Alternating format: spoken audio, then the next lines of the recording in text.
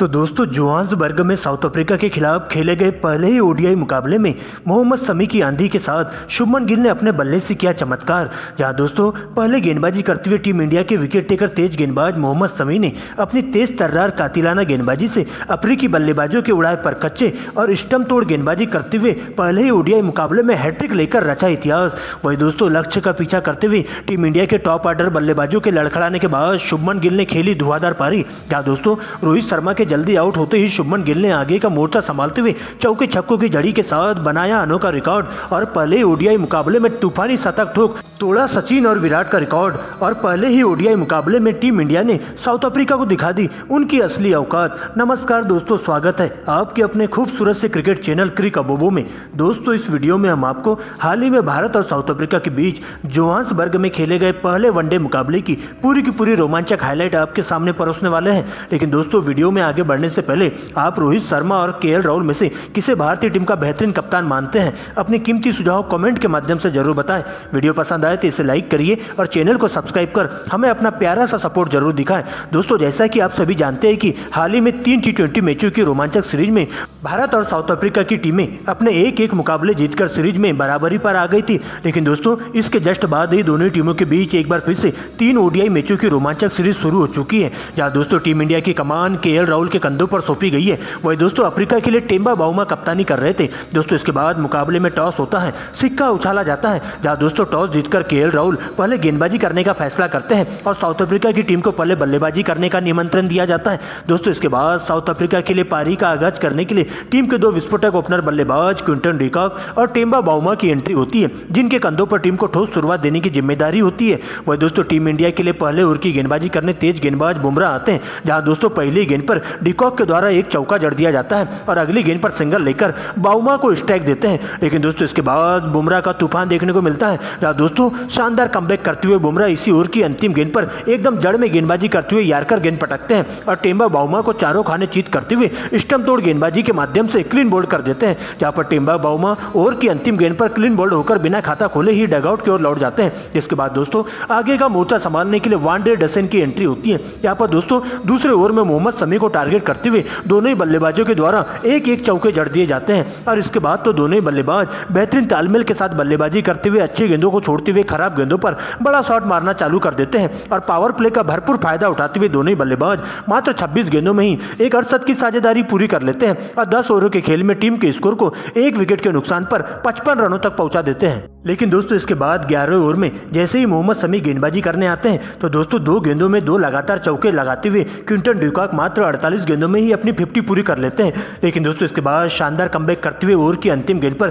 Quinton de Kock को 51 रनों के निजी स्कोर पर एलबीडब्ल्यू आउट कर देते हैं और इस प्रकार से क्विंटन डिकॉक की 51 रनों की पारी का अंत हो जाता है। लेकिन दोस्तों इसके बाद आगे का मोर्चा संभालने के लिए मार्करम की एंट्री होती है। यहाँ पर दोस्तों आते ही दोनों ही बल्लेबाज पहले तो कछुए की चाल के साथ सिंगल डबल के साथ बल्लेबाजी करना चालू कर देते हैं और वांडे डसन के साथ मिलकर दोनों ही बल्लेबाज बहती गंगा में हाथ धोते हुए सिंगल डबल के साथ ही टीम के स्कोर को आगे बढ़ाने का काम करते हैं। यहाँ पर दोस्तों टीम इंडिया के स्पिन गेंदबाजों के साथ साथ तेज गेंदबाजों का डटकर मुकाबला करते हुए उनके धागे खोलना शुरू कर देते हैं और पहले 30 ओवरों के खेल में टीम के स्कोर को 200 रनों के करीब पहुंचा देते हैं, जहां दोनों ही बल्लेबाज मिलकर अपना 50 पूरा कर लेते हैं और लगातार स्ट्राइक रोटेट करते हुए टीम के लिए ज्यादा से ज्यादा रन जोड़ने का काम करते हैं और पहले 35 ओवरों के खेल में टीम के स्कोर को 200 रनों के पार पहुंचा देते हैं। लेकिन दोस्तों 36वें ओवर में सर जडेजा की एंट्री होती है और आते ही इस साझेदारी के ताबूत में कील ठोकने का काम करते हैं, जहां पर दोस्तों टीम इंडिया के लिए खतरा साबित हो रहे वांडे डसन को ओवर की पहली गेंद पर एलबीडब्ल्यू आउट करते हुए उनकी 61 रनों की पारी का अंत कर देते हैं। वही दोस्तों इसी ओवर की अंतिम गेंद पर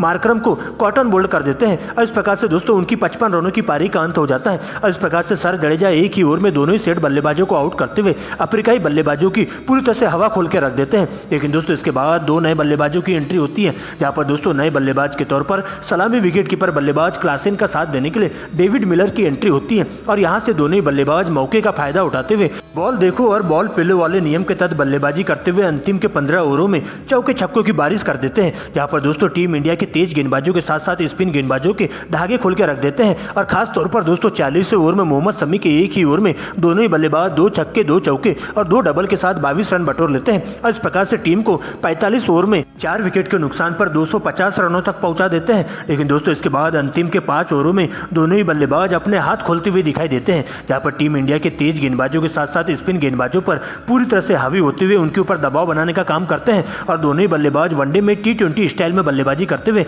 अपना 50 पूरा कर लेते हैं और उन 50 ओवर की समाप्ति पर टीम के स्कोर को 300 रनों तक पहुंचा देते हैं। लेकिन दोस्तों इसी बीच अंतिम ओवर की गेंदबाजी करने के लिए एक बार फिर से टीम इंडिया के विकेट टेकर तेज गेंदबाज मोहम्मद शमी आते हैं। यहाँ पर दोस्तों ओवर की पहली 2 गेंदों पर एक बार फिर से क्लासन 2 गगनचुंबी छक्के लगा देते हैं। लेकिन दोस्तों इसके बाद मोहम्मद शमी शानदार कमबैक करते हैं और अंतिम की 4 गेंदों में 4 विकेट लेकर इतिहास रच देते हैं। यहाँ पर दोस्तों तीसरी गेंद पर सबसे पहले क्लासन को 65 रनों के निजी स्कोर पर कैच आउट करवा देते हैं। वही दोस्तों इसके बाद अगली ही गेंद पर जल्दबाजी के चक्कर में डेविड वार्नर रन आउट हो जाते हैं और उनकी 55 रनों की पारी का अंत हो जाता है। वही दोस्तों इसके बाद अंतिम की 2 गेंदों में 2 विकेट और चटक जाते हैं, जहां पर दोस्तों जॉनसन बिना खाता खोले और रबाडा भी बिना खाता खोले ही डगआउट की ओर लौट जाते हैं और इस प्रकार से साउथ अफ्रीका की टीम पूरे 50 ओवरों के खेल में 314 रन बना पाती है और टीम इंडिया को इस मुकाबले में जीत हासिल करने के लिए 315 रनों का विशाल टारगेट दे दिया जाता है। जहां पर दोस्तों टीम इंडिया की तरफ से सबसे ज्यादा विकेट मोहम्मद शमी के खाते में जाते हैं, जो कि 5 विकेट लेकर जाते हैं। लेकिन दोस्तों इसके बाद 315 रनों के टारगेट का पीछा करने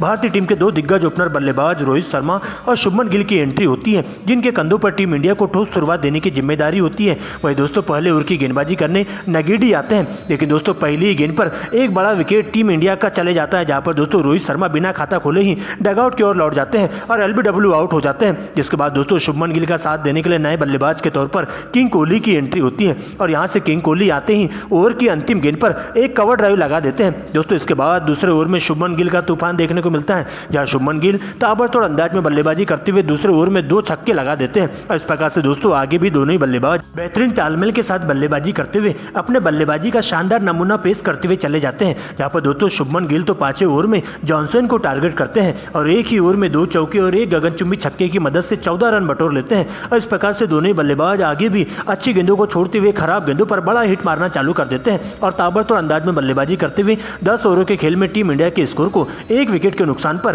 53 रनों तक पहुंचा देते हैं। लेकिन दोस्तों 14वें ओवर में एक बार फिर से दोनों ही बल्लेबाज 2 छक्के 2 चौके और 2 डबल की मदद से 22 रन बटोर लेते हैं। लेकिन दोस्तों इसी बीच 15वें ओवर में जैसे ही विराट कोहली के सामने गेंदबाजी करने लुंगी नगीडी आते हैं और आते ही टीम इंडिया को दूसरा झटका विराट कोहली के रूप में दे देते हैं, जहां पर दोस्तों टीम इंडिया के लिए बेहतरीन तालमेल के साथ बल्लेबाजी करने वाले किंग कोहली को अपना शिकार बना लेते हैं। जहां पर दोस्तों विराट कोहली पॉइंट की दिशा में शॉट खेलने के चक्कर में 48 रनों के निजी स्कोर पर कैच आउट हो जाते हैं और इस प्रकार से टीम इंडिया को दूसरा झटका विराट कोहली के रूप में लगता है। लेकिन दोस्तों विराट कोहली के आउट होते ही आगे का मोर्चा संभालने के लिए नए बल्लेबाज के तौर पर श्रेयस अय्यर की एंट्री होती है और दोस्तों इसके बाद शुभमन गिल के साथ मिलकर दोनों ही बल्लेबाज बेहतरीन तालमेल के साथ बल्लेबाजी करते हुए टीम इंडिया के लिए ज्यादा से ज्यादा रन जोड़ने का काम करते हैं। लेकिन दोस्तों इसके बाद तो शुभमन गिल सबसे पहले अपना 50 पूरा करते हैं और 50 पूरा होने के बाद शुभमन गिल अपने हाथ खोलते हुए तेजी से शतक की ओर बढ़ने लगते हैं। यहाँ पर दोस्तों 35वें ओवर में शुभमन गिल चौके छक्कों की बारिश लगा देते हैं और इसी ओवर में 2 गगनचुंबी छक्के उनके बल्ले से देखने को मिलते हैं। तो वही दूसरे छोर से श्रेयस अय्यर भी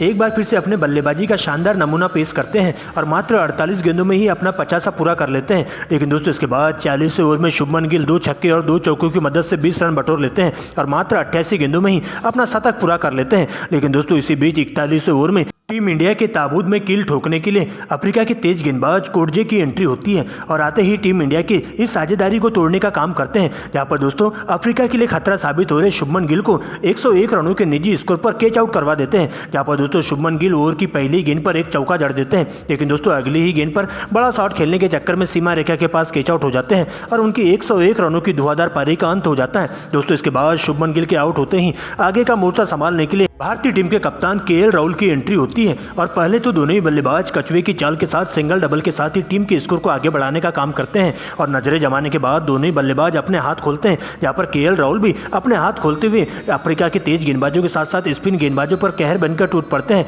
और इस प्रकार से दोस्तों दोनों ही बल्लेबाजों के बीच में एक अरसद की साझेदारी पूरी हो जाती है और 45 ओवर की समाप्ति पर टीम इंडिया का स्कोर 3 विकेट के नुकसान पर 250 रनों तक पहुंच जाता है। लेकिन दोस्तों इसी बीच 46वें ओवर में तेज गेंदबाज जॉनसन की एंट्री होती है और KL राहुल को अपना शिकार बनाते करते हैं और टीम इंडिया को केएल राहुल के रूप में चौथा बड़ा झटका लगता है, जो कि मात्र 18 रन बनाकर पवेलियन की ओर लौट जाते हैं। दोस्तों इसके बाद सर जडेजा की एंट्री होती है और अय्यर के साथ मिलकर दोनों ही बल्लेबाज अंतिम के 4 ओवरों में धुआंधार अंदाज में बल्लेबाजी करते हैं, जहां पर दोस्तों सर जडेजा रबाडा की एक ही ओवर में 2 गगनचुंबी छक्के लगा देते हैं। और इस प्रकार से दोस्तों आगे भी दोनों ही बल्लेबाजों का बल्ला इसी अंदाज में गरजते हुए दिखाई देता है। लेकिन दोस्तों 48वें ओवर में जैसे ही अय्यर बड़ा शॉट खेलने के चक्कर में नर्वस 90 का शिकार हो जाते हैं, जिसके बाद आगे का मोर्चा संभालने के लिए सूर्या की एंट्री होती है, जहां पर दोस्तों 49वें ओवर में सूर्या एक छक्का और एक चौका लगाते हुए 10 रन बटोरते हैं। लेकिन दोस्तों इसके बाद अंतिम की 6 गेंदों में अभी भी 20 रनों की दरकार होती है, जहां पर दोस्तों सूर्या नेगेडी को टारगेट करते हुए अंतिम की 4 गेंदों में 2 छक्के और 2 चौकों की मदद से 20 रन बटोर लेते हैं।